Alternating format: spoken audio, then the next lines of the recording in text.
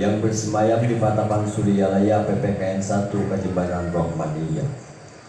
Sabda beliau kepada khususnya segenap murid-murid pria, wanita, tua, muda, semoga ada dalam kebahagiaan, dikaruniai Allah Subhanahu wa Ta'ala kebahagiaan yang kekal dan abadi, dan semoga tak akan timbul keretakan dalam lingkungan kita sekalian. Dan pula semoga pimpinan negara bertambah kemuliaan dan keagungannya, supaya dapat melindungi dan membimbing seluruh rakyat dalam keadaan aman, adil dan makmur, zahir dan batin. Pun kami tempat orang bertanya tentang Thariqah Qadiriyah Naqsyabandiyah Mahal Suryalaya Sinar Rasa PPKN, mengaturkan dengan tulus ikhlas wasiat kepada segenap murid-murid, berhati-hatilah dalam segala hal, jangan sampai berbuat yang bertentangan dengan peraturan agama dan negara. Taatilah kedua-duanya tadi sepantasnya, demikianlah sikap manusia yang tetap dalam keimanan. Tegasnya dapat mewujudkan kerelaan terhadap agama dan negara, taat ke hadrat ilahi yang membuktikan perintah dalam agama dan negara. Insyaallah murid-murid sekalian, janganlah terpaut oleh bujukan nafsu, terpengaruh oleh godaan syaitan.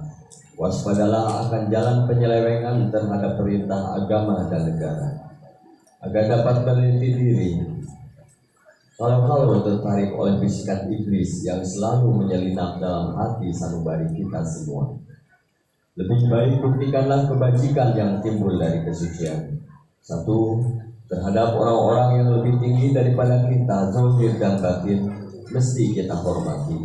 Begitulah semestinya hidup rukun dan saling harga menghargai.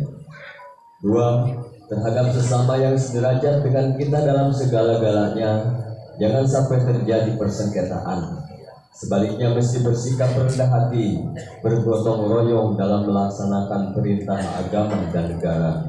Jangan sampai terjadi perselisihan dan persengketaan kalau kita terkena firman-Nya azabun alim, yang berarti duka nestapa untuk selama-lamanya dari dunia sampai akhirat, badan payah hati susah.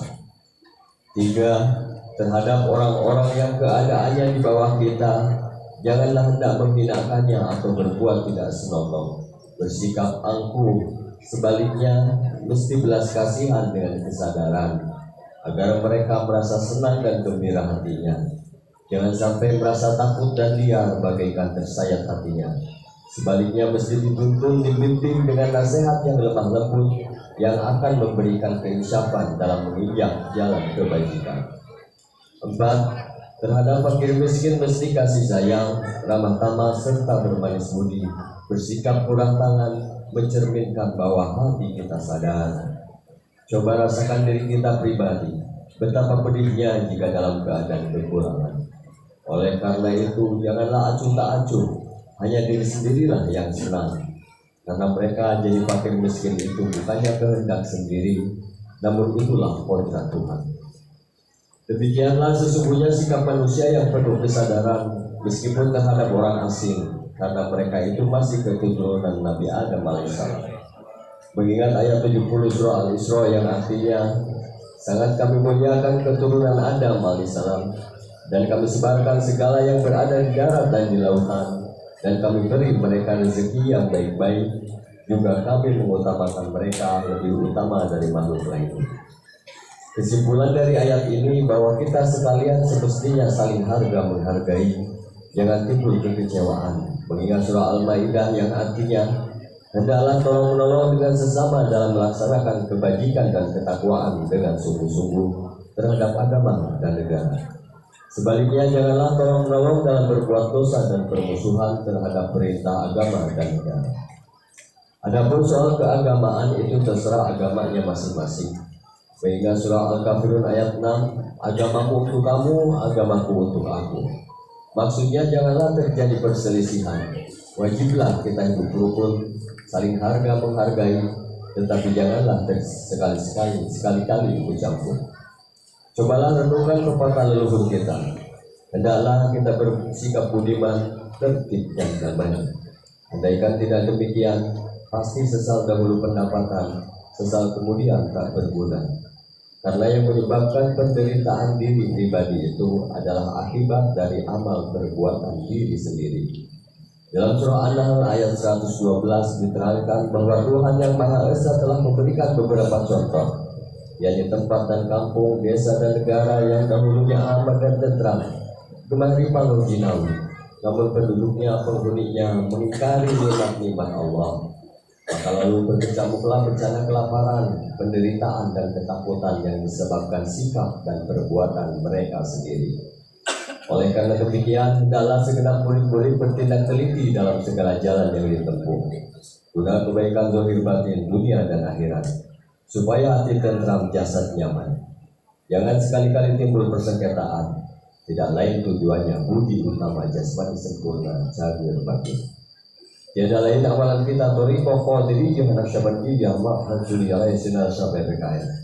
Amalkan dengan sebaik-baiknya guna mencapai segala kebajikan, menjauhi segala kejahatan zahir batin yang bertalian dengan jasmani dan rohani, yang selalu diselimuti bujukan nafsu, digoda oleh berdaya setan. Wasiat ini mesti dilaksanakan dengan saksama oleh segenap murid-murid agar supaya mencapai keselamatan dunia dan akhirat. Pada Suryalaya 13 Februari 1956, wasiat ini disampaikan kepada sekalian ikhwan bertanda Syekh Ahmad Serbulau Fatayullah. Ila Rudi Syekh Ahmad Serbulau Fatayullah Al-Fatihah. A'udzubillahi minasyaitonir rajim. Bismillahirrahmanirrahim. Alhamdulillahirabbil alamin. Iyyaka na'budu wa iyyaka nasta'in. Ihdinas siratal mustaqim. Shiratal ladzina an'amta 'alaihim ghairil maghdubi 'alaihim waladdallin.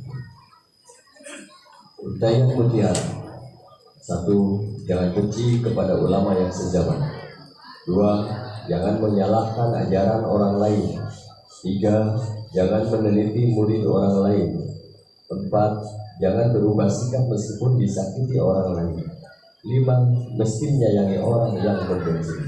Pangasya Bulu Bikramati Syekh Muhammad Abdul Ghazal Al-Fatihah. Bismillahirrahmanirrahim. Alhamdulillahirabbil alamin arrahmanir rahim maliki yaumiddin. Iyyaka na'budu wa iyyaka nasta'in ihdinas siratal mustaqim siratal ladzina an'amta 'alaihim ghairil maghdubi alaihim waladdallin. Pancasila. 1. Ketuhanan yang Maha Esa. 2. Kemanusiaan yang adil dan beradab. 3. Persatuan Indonesia. 4. Kerakyatan yang dipimpin oleh hikmat kebijaksanaan. Dalam permusyawaratan perwakilan.